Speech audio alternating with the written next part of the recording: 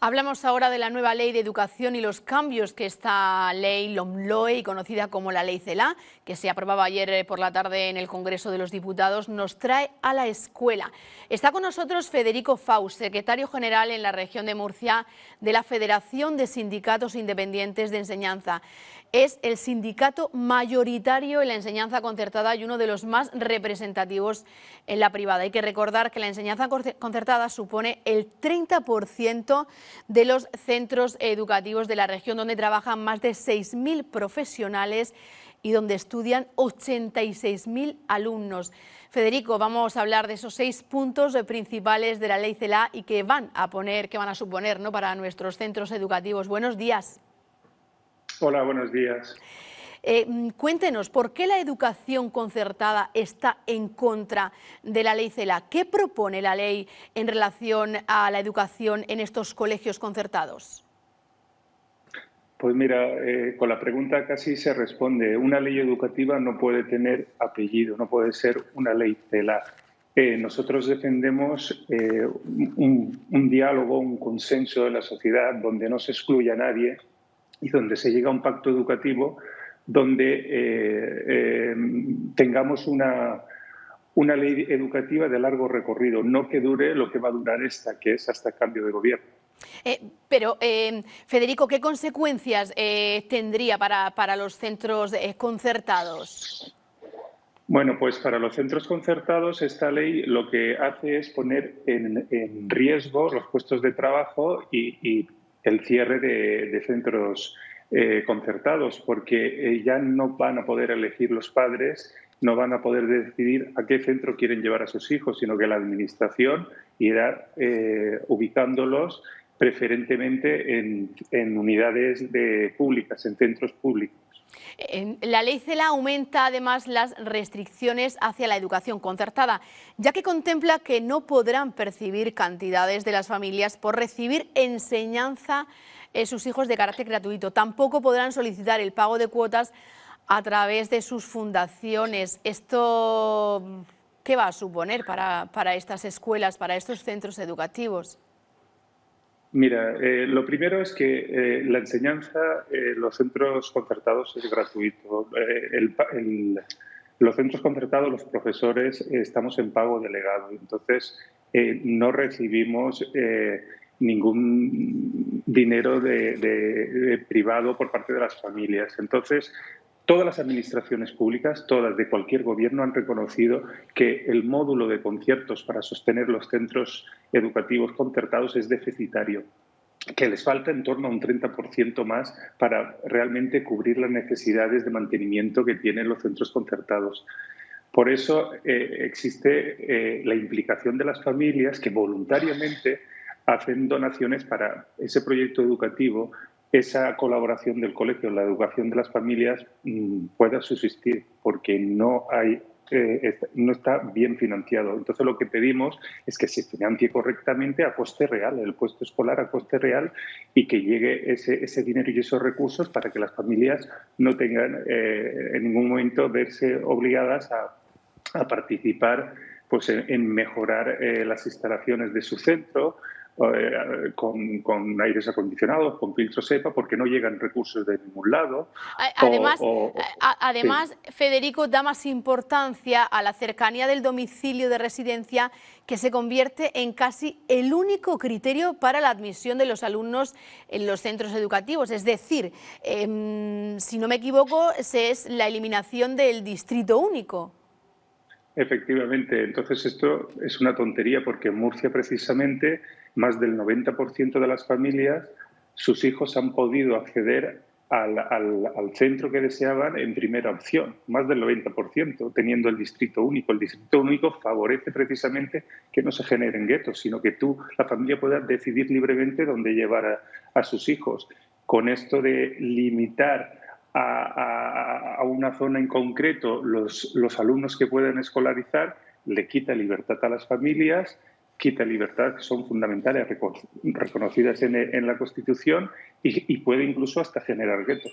Otro de los puntos es que la religión no contará para acceder a becas. Esto afecta al ideario de la mayor parte de los centros concertados y a su vez, corríjame, pero pondría en peligro o pone en peligro cientos de puestos de trabajo. Claro, de todos los profesores de religión, que está tanto en la escuela pública con una demanda del 65% del alumnado de esa asignatura, como en los centros concertados con una demanda del 90% de esa asignatura, pues todos esos docentes, todos esos puestos de trabajo los ponen en peligro, generando una polémica que no es necesaria. Segregación por sexos e igualdad de género. Si quitan los conciertos a las familias, no sé, que por ejemplo han decidido llevar a sus hijos a una educación diferenciada, supone quitar la libertad de elección de centros, que a su vez pues podrían plantearse cerrar, porque es un punto que les afecta de todas. Mira, la educación diferenciada es una educación reconocida en la Carta de los Derechos Humanos. Es una educación que no discrimina a las mujeres y a los hombres por su sexo. Entonces, hay que dejar a las familias que elijan libremente qué modelo de educación quieren para sus hijos. Y si lo quieren llevar a una educación diferenciada, está reconocida por la Constitución, por la Declaración de los Derechos Humanos. No hay ningún problema, porque tienen, al finalizar sus estudios, tienen las mismas opciones, tanto hombres como mujeres, para acceder a los estudios superiores que quieran. Entonces, es una polémica que no tiene sentido. Es simplemente limitar derechos fundamentales a las familias. Federico, otro de los puntos, que esto no solo afecta a las escuelas concertadas, a las escuelas públicas, privadas, a todas las escuelas, y es pasar de curso con las asignaturas suspensas. La permanencia en el mismo curso se considerará excepcional. El alumno podrá permanecer en el mismo curso una sola vez y 2 veces como máximo a lo largo de toda la enseñanza obligatoria. ¿Dónde queda la calidad de educación? Se va a crear un clima de pasotismo, se van a perder todo ese respeto hacia los profesores, que ya de hecho se ha ido perdiendo a lo largo de los años, pero todavía más, porque ya no van a necesitar prestar atención, estudiar, ni llevar las materias al día, porque como da igual, no van a pasar de curso. Efectivamente, tú lo dices, efectivamente. Cuando tienes un alumnado que sabe que puede abandonar la asignatura, que no lo necesita para pasar de curso, pues estás generando primero un desprestigio profesional de esa persona que te está impartiendo la asignatura, como dicen, tu asignatura no pasa nada, no vale. Y otra, unos problemas de disciplina muy grandes, porque el alumnado se aburre, dice, si esto no cuenta, yo puedo pasar suspendiendo esto. Entonces se aburre, empieza a generar unos problemas de disciplina en la clase. Y entonces el profesor no puede garantizar la impartición de esa asignatura a todos los alumnos, sino que lo pone en una situación de que en lugar de estar impartiendo la asignatura tiene que estar impartiendo disciplina en la clase. Sí, que a veces el único tipo de respeto que no siempre, afortunadamente, se le tiene en clase al profesor es porque al final de curso será quien te ponga la nota, ese aprobado o ese suspenso. Si ahora da igual que aprobemos o suspendamos para pasar de curso, pues la situación se puede complicar dentro de las aulas. Otro punto, una ley para el sindicato que usted representa que restringe además libertades sociales y dinamita la pluralidad educativa. No obstante, considera que esta pérdida de libertad no solo afecta a los padres que eligen llevar a sus hijos a colegios concertados, sino que también a los de la escuela pública, ya que esos tampoco podrán elegir a qué colegios quieren llevar a sus hijos. ¿Es así? Efectivamente. La eliminación de la demanda social lo que hace es que la Administración sea quien decida dónde se tiene que escolarizar los alumnos, tanto en la pública como en la privada concertada. Eso es así. Si esta ley llega hasta sus últimas consecuencias, ¿puede derivar en la desaparición definitiva de la escuela concertada? ¿Que se quede en algo, no sé, completamente residual y subsidiario de la pública? ¿Es posible eso? Ese es el camino y esa es la intención. Tú fíjate que van a empezar a escolarizar a alumnos preferentemente en aulas públicas, y si tú estás vaciando los alumnos en las aulas concertadas, pues progresivamente van a ir cerrándose aulas, van a ir despidiéndose trabajadores. Y el ejemplo no lo tenemos muy lejos. En la Comunidad Valenciana, cuando empezaron a quitar conciertos, sabiendo que luego los tenían que devolver porque hay miles de sentencias que dicen que si tiene demanda social no se lo puedes quitar, pues han hecho ese daño de despedir y de cerrar aulas, aunque luego pues los han tenido que devolver y efectivamente hay un grave peligro de ir cerrando progresivamente todos los centros privados concertados para llenar aulas públicas. Federico, pero esta situación grave, como usted nos la está planteando, no queda aquí. La ley CELA propone también medidas para los colegios de educación especial. Sí.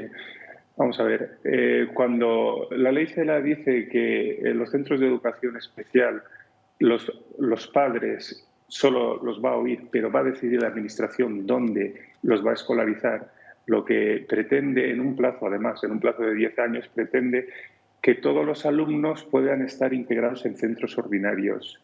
Entonces, lo que está haciendo es vaciar de alumnos los centros especiales, que tienen una ratio muy pequeñita, de 4 o 5 alumnos, con profesionales especializados para atenderlos, para hacer la utopía de que se van a integrar mejor en un centro ordinario, que no tiene sentido. Donde mejor se trabaja la inclusión es donde los padres pueden decidir llevar a sus hijos, que los puede combinar solo en centros específicos, hacer algo combinado o intentarlo en centros ordinarios. Pero el que la administración te obligue a vaciar los centros de educación especial para llevarlos a centros ordinarios no tiene ningún sentido.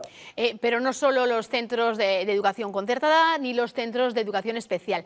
También afectaría a los centros de menores, a las escuelas de niños de 0 hasta 3 años, a las escuelas infantiles. Sí, quitan los conciertos y entonces lo que conocemos como guarderías, escuelas infantiles, también podrían desaparecer.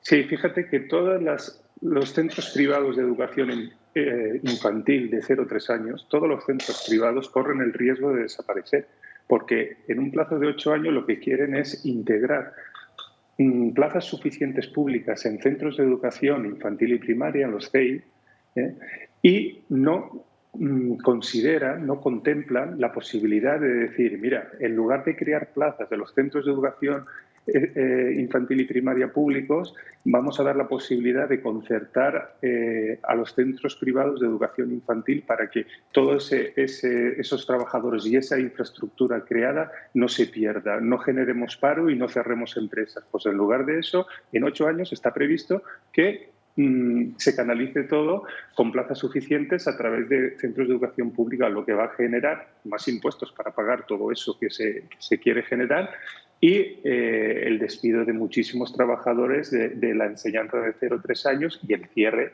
de todas estas pequeñas colegios para canalizarlo todo su alumnado en la pública.